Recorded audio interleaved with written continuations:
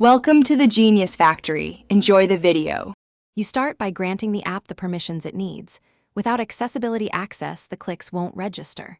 Open Settings, enable developer options if required, then allow the auto-clicker to draw over other apps. Once done, install a trusted APK and verify permissions. This prevents service interruptions.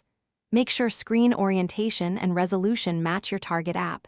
Differences change tap coordinates. Now you're ready to create your first tap pattern and record a quick test run. You'll record a sequence by entering record mode and tapping through the actions you want automated. Include explicit delays like 500 ms between taps so the app reacts. Next, configure repeats, set a fixed count or a duration loop if you want continuous clicks. Then fine-tune touch radius and swipe speed to mimic real input. This helps avoid detection and misfires. Once configured, run a short, 10-30-second trial and observe. Refine timing and coordinates as needed. You can now start the routine and watch closely. Monitor battery and CPU usage because throttling can slow clicks.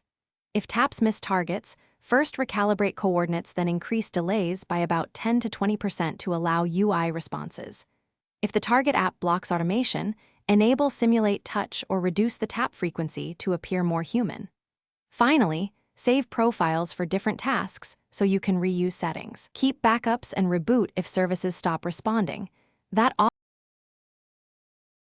Thanks for watching. If you found this helpful, don't forget to like and subscribe.